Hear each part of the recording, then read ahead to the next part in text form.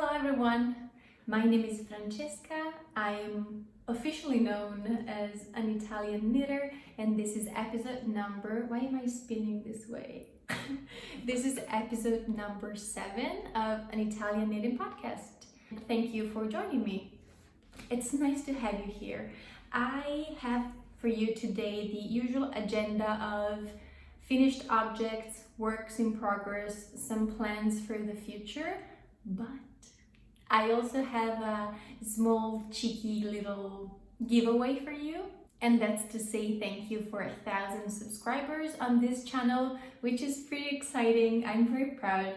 I feel like I don't care too much about the actual number of subscribers, but it's so heartwarming to see lots of comments on my episodes. I don't use social media at all in my life. I never post on my personal Instagram or Facebook or any other social media, and I very rarely post on my knitting Instagram. I made it because I feel like everyone that has a knitting podcast on YouTube also has an Instagram page, but it does not come naturally to me to post pictures of myself or my objects, probably because I do not care about photography. I'm not particularly good at it.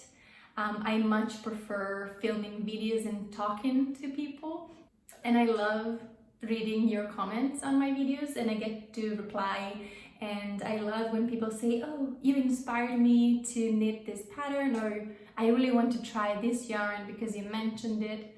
And I don't know, it feels good. I guess what everyone says that it's very good about the knitting community is the actual community, and I do 100% agree with that. So I'd like to say thank you back with a small giveaway, and I'll keep it for the end, and you feel free to skip to that if you're only interested about the giveaway and you don't care about the knitting content.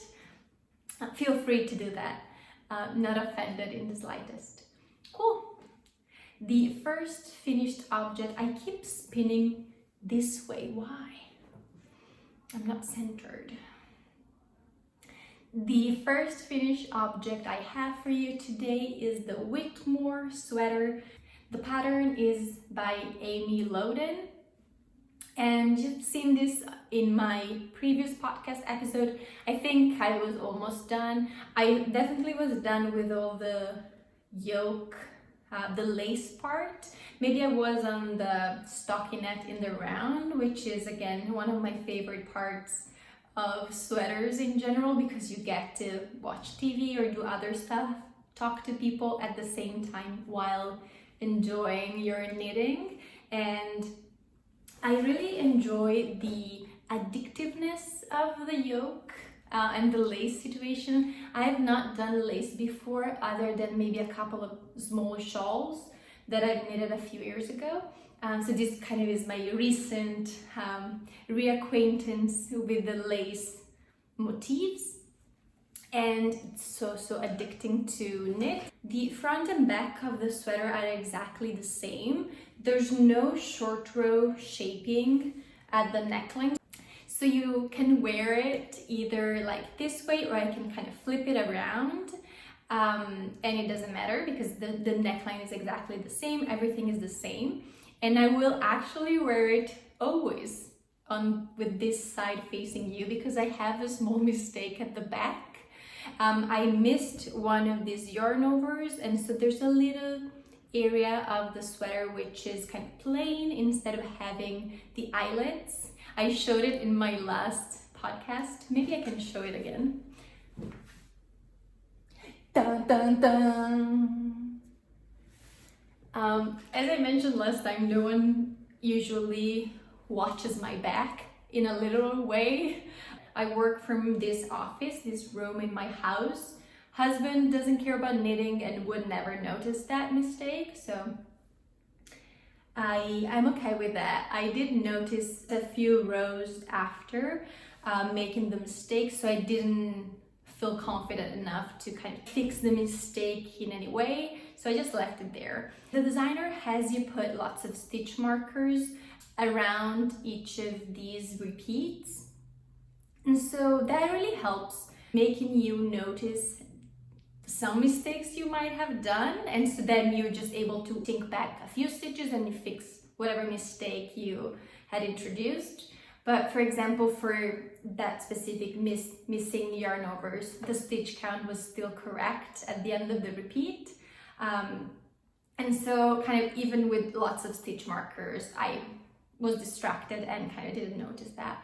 Not a problem for me. I still enjoy this sweater. I think it turned out amazingly. I am very, very proud. The designer also has a cardigan version of this same pattern, which is stunning as well.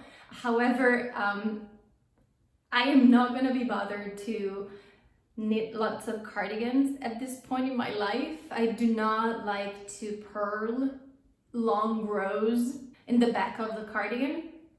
And so until I take the plunge and experiment with steeking, so knit the sweater in the round and then cut it open to create a cardigan, until I do that, you won't see lots of cardigans from me. Maybe a few, but not in the same amount as sweaters. I actually took some notes for this episode. First time in my life that I actually do that. Better late than never. And so I'm gonna see if I wrote anything else. The thing that I mentioned last time as well was that if I were to go back, I would replace the ribbing with twisted rib. I think that would have elevated the super elegant sweater even more and kind of put a more polished finish on the edges here. I was just so excited to cast on that I didn't even kind of think about that before actually starting the pattern. Still beautiful, but if you like twisted rib and you want to knit this one, maybe kind of plan for that or like think about it. There are no short rows, as I mentioned, which means that your the front of the neckline, if you kind of make arm movements, might ride up here a little bit, same height as the back. And so I feel like sometimes if I do movements, maybe pick up my daughter, sometimes I kind of find myself pulling this down a little bit, which is not a big deal for me. But if you are confident in adding short rows, you can absolutely do this yourself and create that kind of shape of the neckline at the back being higher and the neckline at the front being a little bit lower.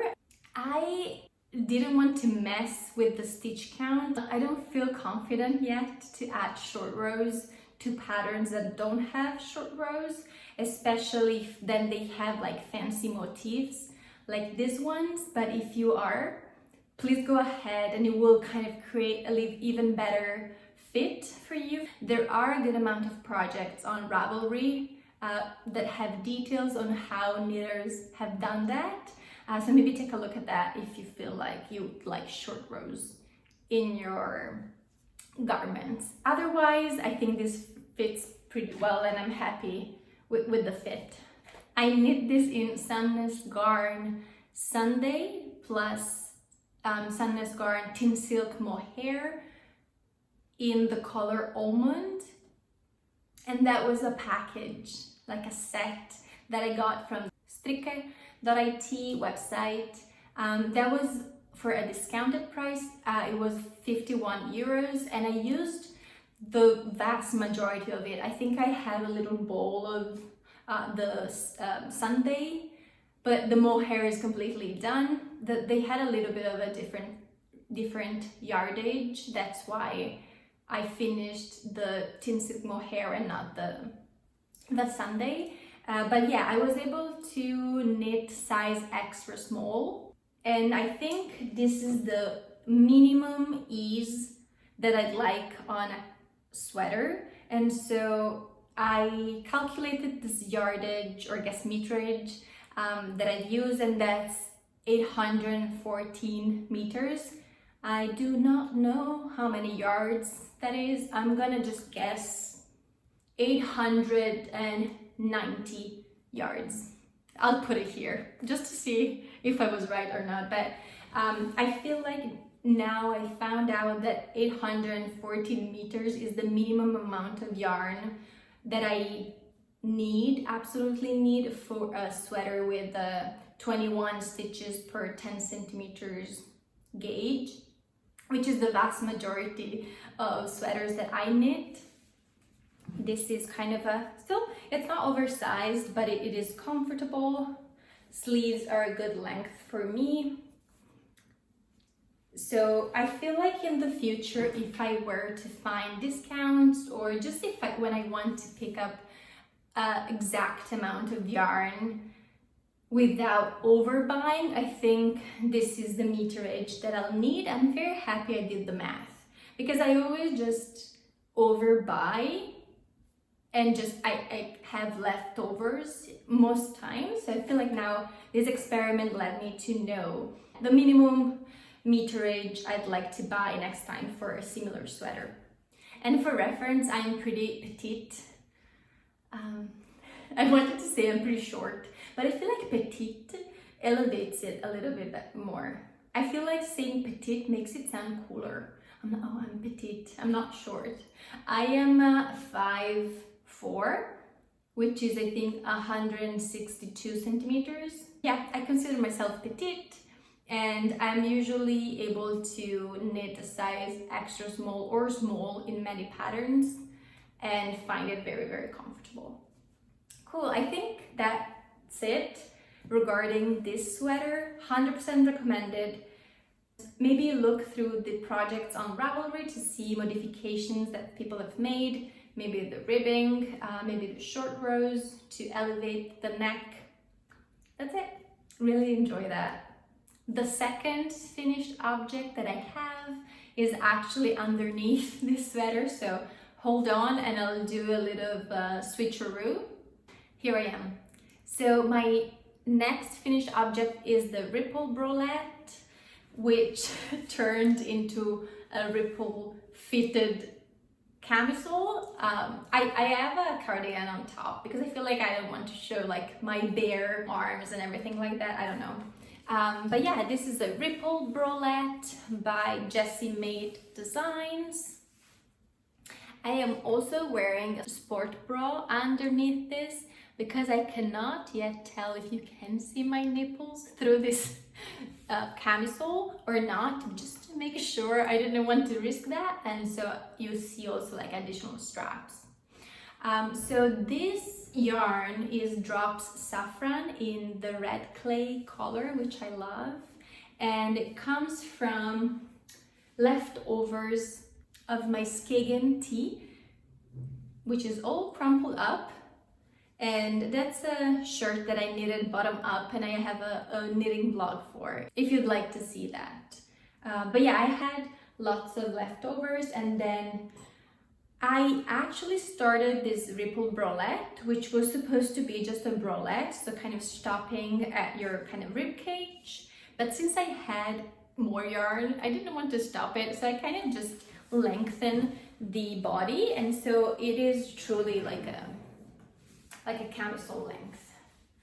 I don't know if that was a good idea, honestly. So the body is very fitted, right? So I think it's now only suitable for like yoga, or I do roller skating a lot, and so that could be good. But I don't know if it would be flattering to just walk on the street, because you kind of, I don't know, you're showing your actual body shape a lot. And so it's very fitted around your kind of chest area and your stomach area. So, I mean, it's okay, but like not my dream. And I think I'll keep it for working out. It is 100% cotton, so it's very comfortable, breathable. I can wash it in the washer without having to do like gentle hand washing like I would do for a wool. If I were to go back, maybe I would estimate my yarn leftover a little bit better, and if I had realized that I had a lot more than just for a bralette, I would maybe pick a different camisole design, maybe something more flowy, less fitted.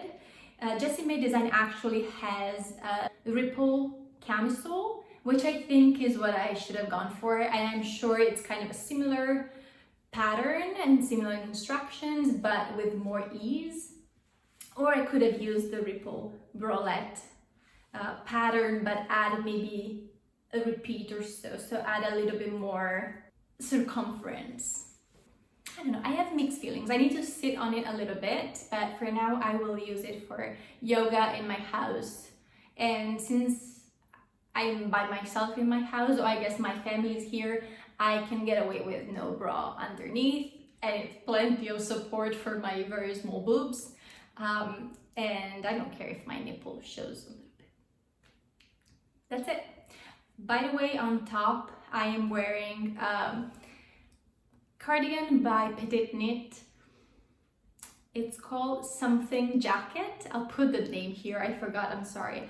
I knit though a size extra small so that it actually doesn't look like a jacket, it looks like a cardigan. And I've showed this before, but it's something that I just throw on top of stuff while I'm in the house mostly. Maybe during like chilly mornings, I just put it on and go about my day. Very recommended, and it's knitted with drops air, which I really love. It's very soft. It does peel. It is very soft, but it does peel. So you should either be okay with some peels, or you should just depeel it a little bit with those kind of shavers, or with your hands, just peel. The last thing I knitted up with the leftovers of the shirt and this fitted camisole is a scrunchie. This is a pattern by Friday Knits, and she has a video tutorial actually, so it's not a written pattern, it's a video that you watch and you knit with her. I held 2 strands of drops Safran together to make it some sort of worsted, heavy worsted weight yarn. I get the gauge doesn't really matter for scrunchies honestly, and so you knit it up, and what you do is you can sew the piece of fabric that you knitted up around elastic. I had a few of these ones in my house, and so it became a little bit nicer. It also matches my other garments.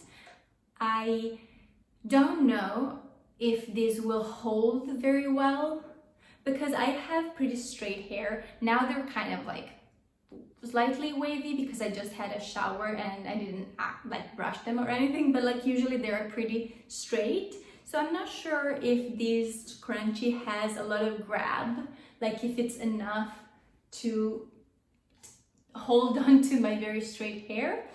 But I think I will gift this one anyway to my dear friend who lives in the US. She had a baby quite recently and she saw this on my Instagram, the only post that I've done on Instagram recently.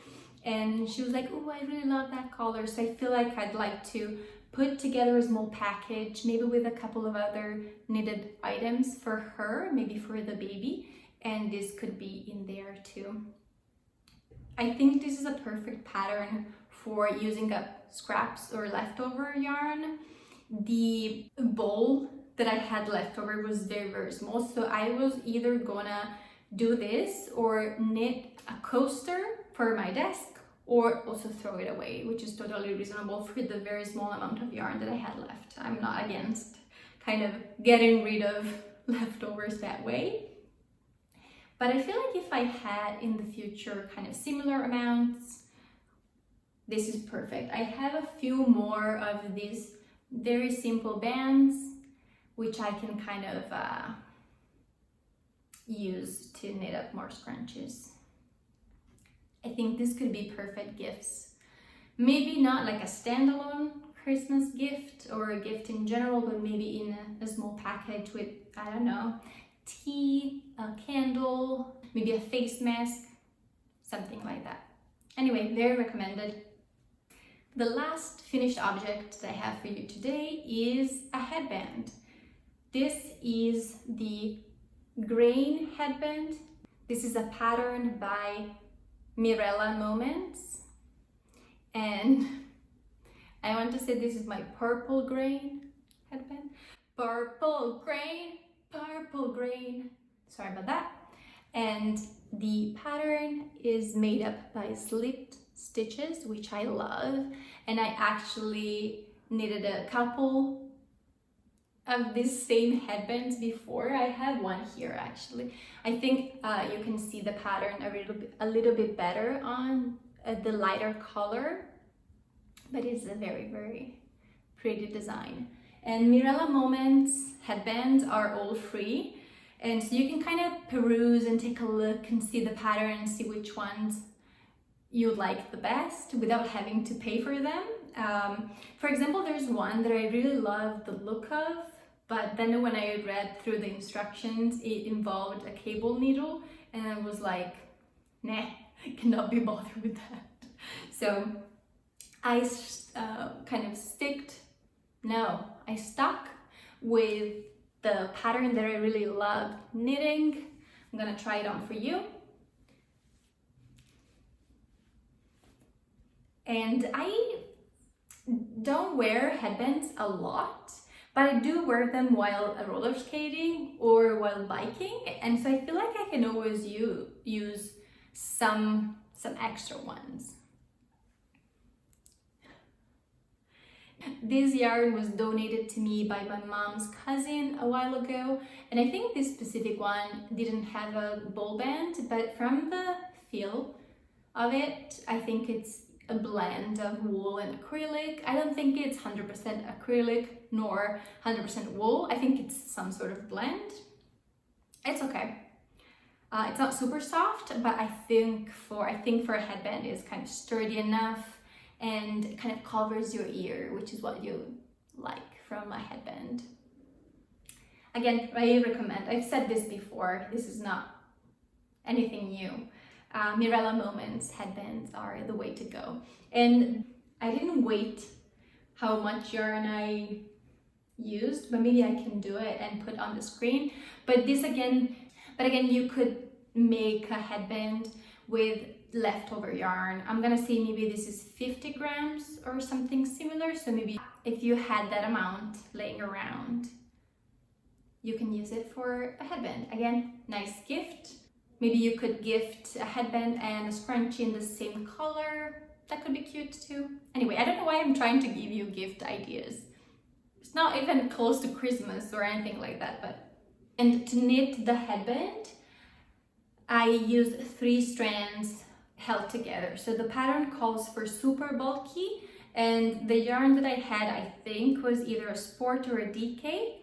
So I kind of put 3 strands together. I looked at it, it looked like super bulky, and I went for the pattern. Again, the gauge doesn't really matter, and you will anyway try it on like this before making the seam along here where the twist is.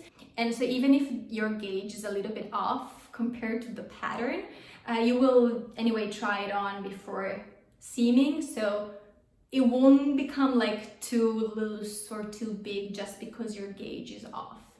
So what I'm trying to say is, even if your yarn is not perfect match for what the pattern recommends, just go for it. Moving on to works in progress. I do not know what this little dance was.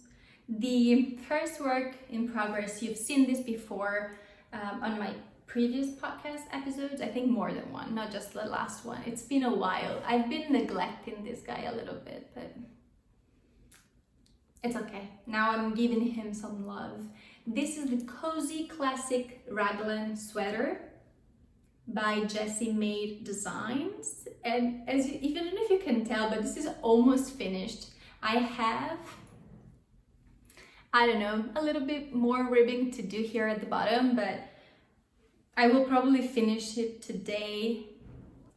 This is knit up in Sandnes Garn Double Sunday, which you're not able to see, but like trust me, I guess. This is a Double Sunday in the Eucalyptus colorway, which is lovely. I think this is the perfect spring color. I'm really enjoying this color. The gauge for this sweater is a little bit loose compared to what I'm used to when I think about DK weight yarns. So my other sweaters that I've knit in DK are 21 stitches per 10 centimeters, while this pattern, even recommending a DK weight yarn, has a gauge of 18 stitches per 10 centimeters, which gives it a little bit more of a lightweight fabric, which I thought was perfect for spring, because it is a little bit lightweight. Not much, but like it's still like airy. And you'll see me try it on last episode. And I actually cast it on with a smaller needle and with a different cast on at the neck, and the neckline was super tight. Not super tight, but like unnecessarily tight. I didn't want that. So I actually ripped it back, and I then followed the pattern suggestions for the cast on, which actually is a tubular cast on. I didn't do tubular cast on the first time because I was just lazy, and so I was like, ooh, I like the long tail cast on, I'll just do that. But since I had to rip back because it was too tight, I just spent a little bit of time looking up this tubular cast on, and I feel like I really like it. Sorry, there's an end here, but if you ignore that, I think it looks pretty neat. It is kind of the counterpart of the tubular bind off, which a lot of patterns call for. It kind of gives you that same polished, finished edge. I use quite a looser needle compared to what the pattern requires, or not requires, the pattern suggests. I am a tight knitter in general, and usually I have to go up one needle size for all my projects. And for the neckline though, I think I went up 3 or 4 needle sizes, which is okay for me. If you are interested in actual details about needle sizes and everything along those lines, you can check on my Ravelry project page. And if you're a tight knitter like me, you can relate to me a little bit. I did not do a tubular bind off for my cuffs.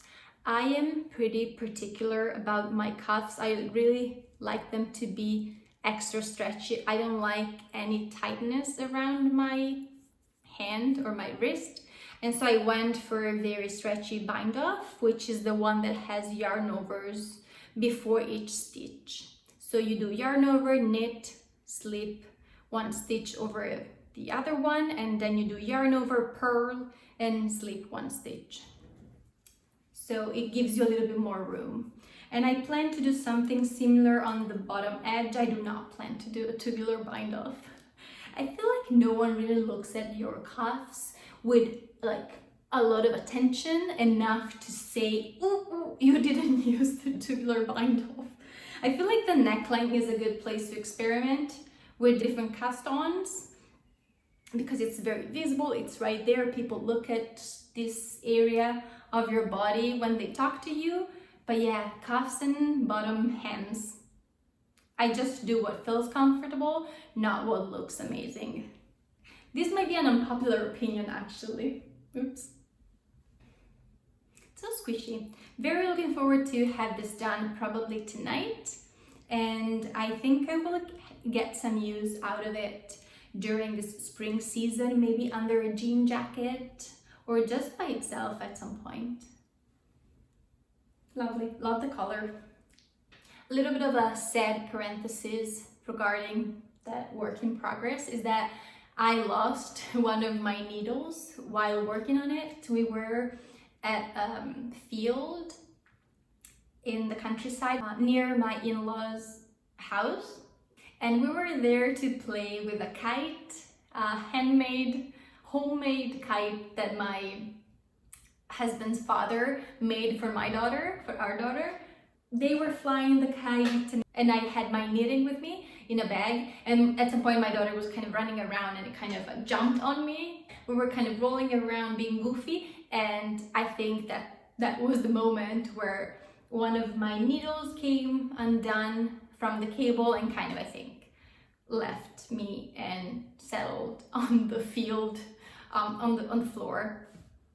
That's okay. I mean, it happens. I am using, I don't think I mentioned it before, but I love my Chaigu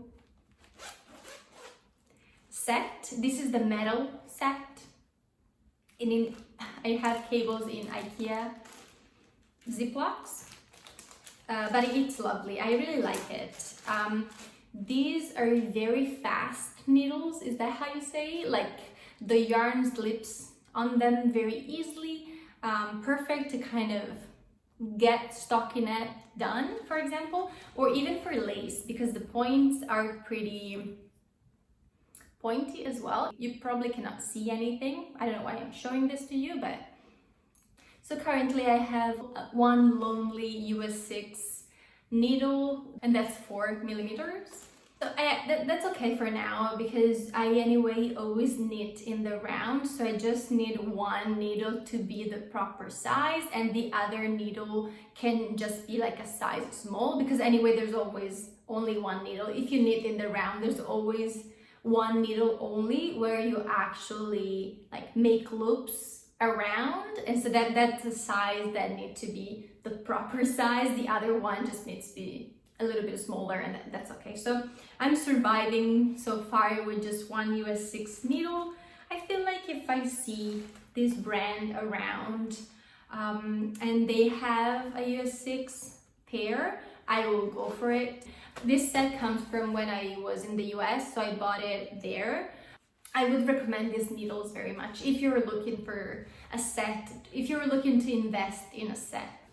Last work in progress from me is the Cumulus tee by PetiteKnit. I don't have a lot done, but you can kind of see that it's becoming a shirt. It's a very crumpled up shirt. I put the body on hold. This is still my Chaigu cable. I just put some stoppers, and I started a sleeve, and just to switch things up a little bit. I'll have to go around the neckline and do an I-cord. Same for the bottom of the short sleeves and the bottom of the body. Those are all I-cords, and so that will have some interest and a little bit of a challenge for me. But other than that, this is like a very simple raglan construction. Everything is in the round, so sleeves are in the round, body is in the round. I love the color and I love the fabric. I chose Knitting for Olive Cotton Merino in the color Dark Ochre for this pattern, and I think it's a lovely choice. It's so soft. That's what I always say. I should find different words to describe the qualities of yarn. But this was a little bit of an investment. It is more expensive than my go-to like drops yarn or similar, but I feel like for such a simple shirt, this lovely yarn kind of makes it a little bit extra special. And I feel like this will be a pattern that I will knit again in the future, because it's so easy to work on while talking with other people or watching my daughter or do other stuff. And so I thinking I might have one on the go for throughout the entire summer maybe, and so knit a few of these ones. These are just kind of staple shirts with a v-neck, which is typically what I usually wear in the summer or even in the winter underneath sweaters. So it looks a bit weird because it's all scrunched up at the bottom, but it should have a good amount of ease around my body. We'll see. After I'm done with this one, then I'll decide if I want to knit more. But so far, it seems like a lovely staple pattern for me. And I'm excited to see how it's going to look when I finish it up. As always, so far, I guess, with PetiteKnit's pattern, I'm knitting a size S. Usually her patterns are somewhat slightly oversized, but you can always go down one size and that will give you maybe a little bit more of a fitted look, if that's what you're looking for. This is the yarn that I'm using, and it's so lovely. It has a little bit of a sheen. The recommended yarn It is Knitting for Olive, but it's their pure silk yarn, and I'm using the cotton merino. I chose cotton merino because I think with the merino will be a little bit like heavier compared to just pure silk, and so it would be good for the springtime. And I think if I were to knit one in the summer, the actual like scorching hot season, I would go for like the pure silk. I'm looking forward to that. Before moving on to the giveaway details that I promised at the beginning of this video, I'm gonna share just a couple of plans for the future. I don't have yarn for any of these patterns, but I hope to acquire it over the next couple of weeks maybe. The first one that I'd like to shout out is the Leafinity top.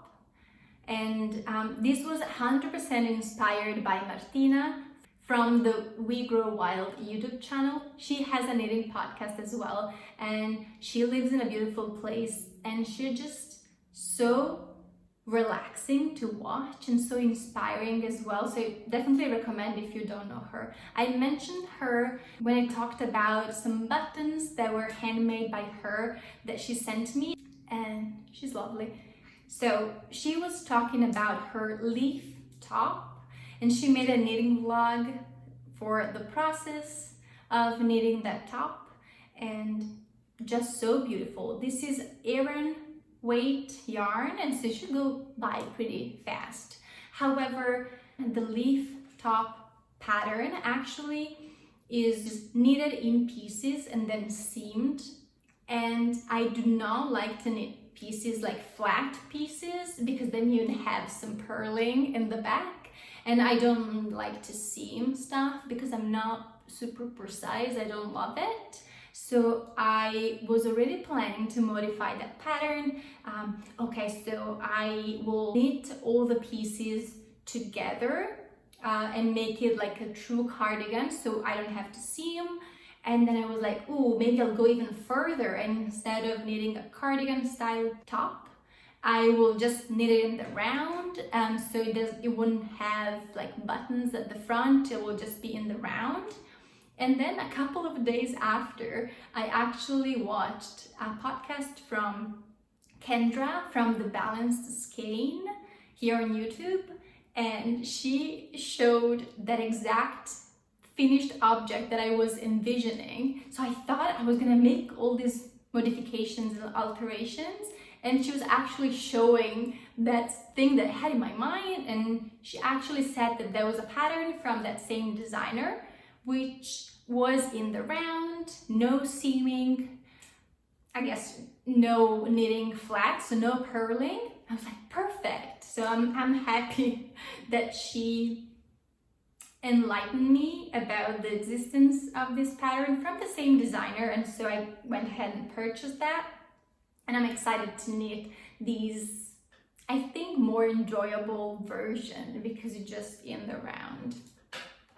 I also jotted down a couple of other patterns that I'd like to make, and those are both cardigans because I do not enjoy knitting cardigans that much, but I do need them in my wardrobe. I have this and another one, and those are my cardigans. I don't have any other ones. So one that looks stunning but also complicated, it's the bindweed cardigan. I'll put a picture. It's so lovely, but it has cables. So I don't know if this will ever happen, but it is on my queue there among like 20 other patterns. And the other cardigan that seems more doable, and I think would also be good for spring and summer if I make it in a summer or spring yarn, like a cotton or silk, it's the Sunrise Cardi. That looks kind of doable, more simple. It has some texture. I don't think it has like full rows of purling at the back. I think the texture means that I kind of alternate purls and knits both in the front and in the back. That's it. I'm not gonna bother you anymore with lots of plans that I don't follow up on. And we are now able to move on with the giveaway details. So As I mentioned before, this is to say thank you for 1,000 subscribers. I'm very excited for that. What I'm thinking is that I'm not ready to do a physical giveaway where I actually mail stuff to you. One reason is because I have not found yet local Italian dyer or producer that I really love that does yarn. I have like a few shops on Etsy that I'm eyeing. One is La Piantalana, and the shop owner is a natural dyer, and the color palette is lovely. Lots of like natural shades because she does dye with natural stuff like plants or herbs. Those are the colors that she enjoys and that I enjoy too. So I have to try, I think, some of her skeins and kind of take a look at that. She also has stitch markers, but I feel like I want to try first, and then if I really love, I would love to offer that as a giveaway in the future. Also, I do not enjoy going to the post office, and I feel like from your comments, you're all in different parts of the world and shipping would cost a lot. So that's a problem for future Francesca to figure out if she wants. And so for today, I'd like to go for a digital giveaway. I'm gonna list a few patterns that I love and that I'm very excited for you to try, and I've been trying to push them to you over 6 or 7 now episodes. So hopefully that could be a chance for some of you to knit on my favorite patterns. And what you want to do to enter the giveaway is to be subscribed to this channel and also leave a comment down below telling me which one of these patterns you'd like to knit. Hopefully you'll find something that you like, and I'll number each of the patterns. And so in the comment that you're gonna write, you can either just mention the number of the pattern or the name of the pattern. And I'm excited. I'm gonna be picking 3 winners, and each of them will be able to pick the pattern that they want. Cool, let's go. I'll give you a few choices, as I said. Choice number 1 is, no surprise for anyone, my favorite pattern, the No Frills Sweater by PetiteKnit. I've knit 3 of them. Number 1, number 2, why am I doing this? And number 3. So that's it. I'm not gonna say more than this because otherwise you'll be so bored throughout this video. But that's your choice number 1. Choice number 2 is the Whitmoor Sweater. This is the one that I just showed you. So fun to knit. Perfect lace yoke sweater for you to be addicted on. The pattern is by Lowden.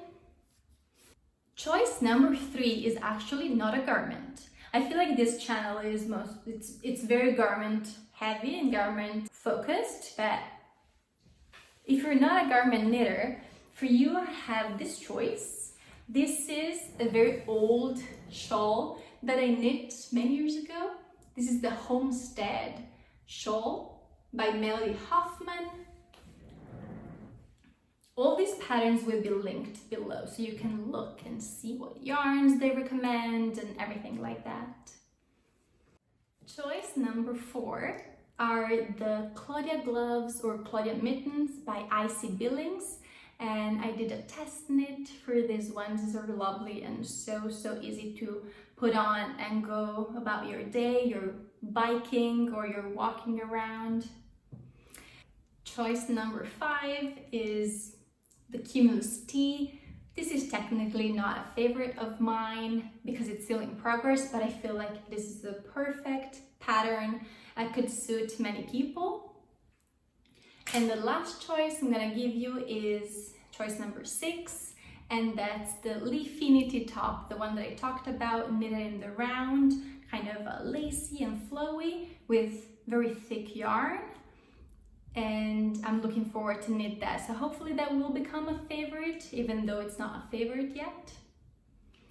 Those are the 6 choices that I give you for this giveaway. So if you want to enter, you can subscribe and comment what pattern you'd like to win. And the giveaway will be open for a couple of weeks. I'll put all the details down below. I'll repeat all the choices that you have. And that's it. I hope I didn't talk for too long today. I feel like I did. I wish you a super lovely rest of your day. And thank you again for stopping by. I'll see you next time. Bye.